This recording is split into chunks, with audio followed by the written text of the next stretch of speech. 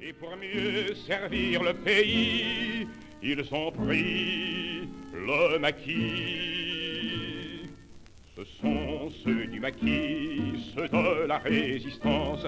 Ce sont ceux du maquis, combattant pour la France. Bravant le froid, bravant la faim, défiant l'horrible esclavage. Bravant la balle, bravant ces chiens, sans jamais perdre courage. Ce sont ceux du maquis, ceux de la résistance. Ce sont ceux du maquis, jeunesse du...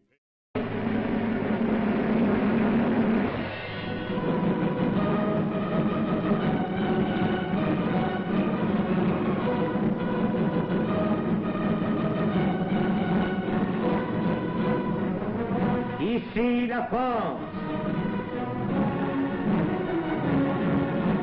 Ici la France.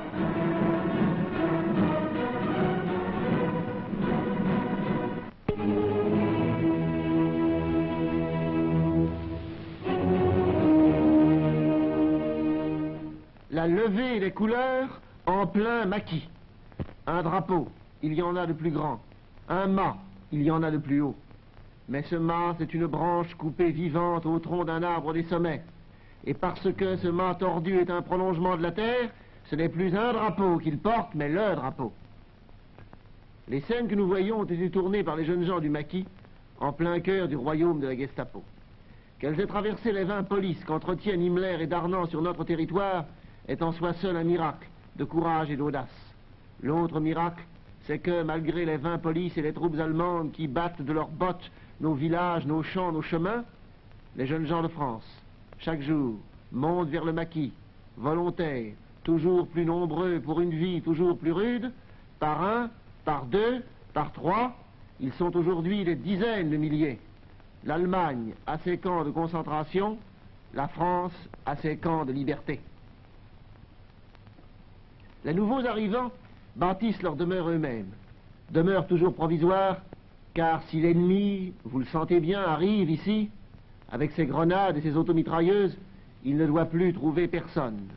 C'est la loi du maquis, la menace permanente, et les Bleus l'apprennent dès leur arrivée, comme ils apprennent à tout faire. Car les maquis ne sont pas des refuges.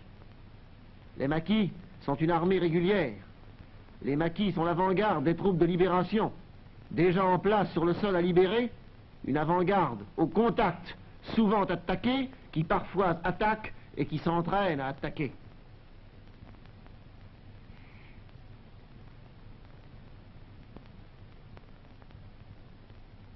Comme il y a des unités motorisées, il y a des maquis motorisés.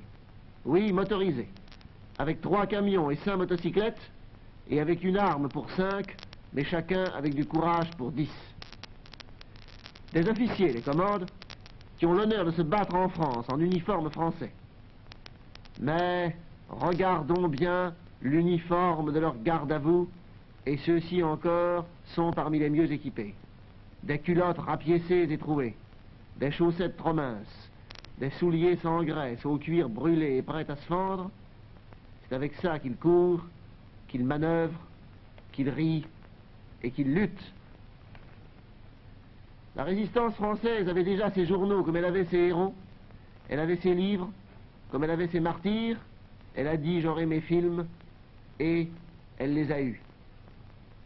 Et grâce à elle, vous les voyez, tous, armées secrètes, francs-tireurs et partisans, corps francs des mouvements unis de résistance, organisation de résistance de l'armée, maquis, tous forment les forces françaises de l'intérieur, les FFI, qui, comme les FFL, ont leur Mourzouk, leur Koufra, leur Birakem.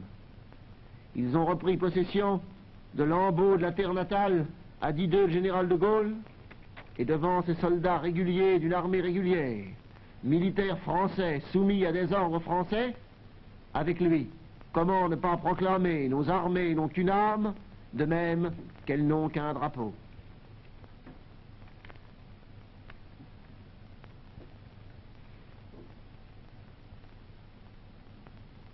Et cette armée elle-même va vous montrer comment elle se défend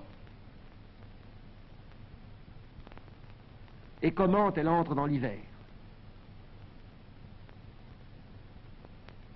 Car comme une armée toujours, les maquis de France ont leur état-major, qui va le moins nombreux possible visiter l'un après l'autre les centaines de groupes sans cesse mouvant dans la montagne.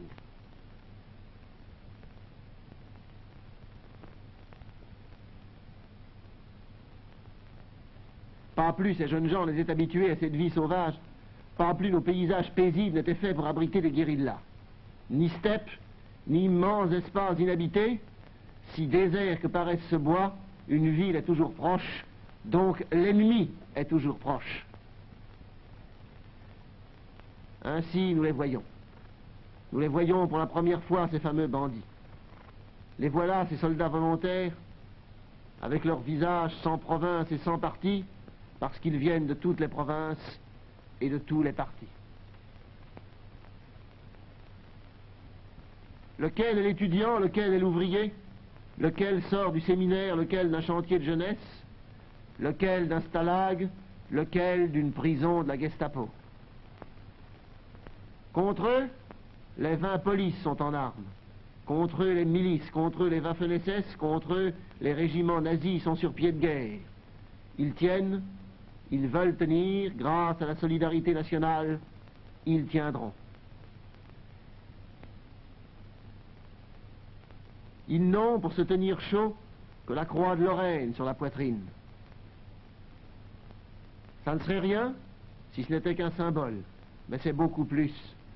C'est le signe de la complicité générale qui les entoure, car si l'ennemi est partout à les guetter, la terre et ses vrais fils sont aussi là qui les abritent et les nourrissent.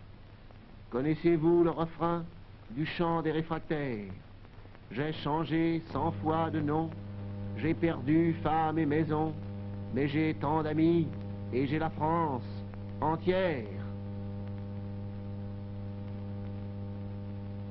Voyez, ce n'est plus le maquis qui salue ses couleurs, c'est le drapeau qui salue son maquis.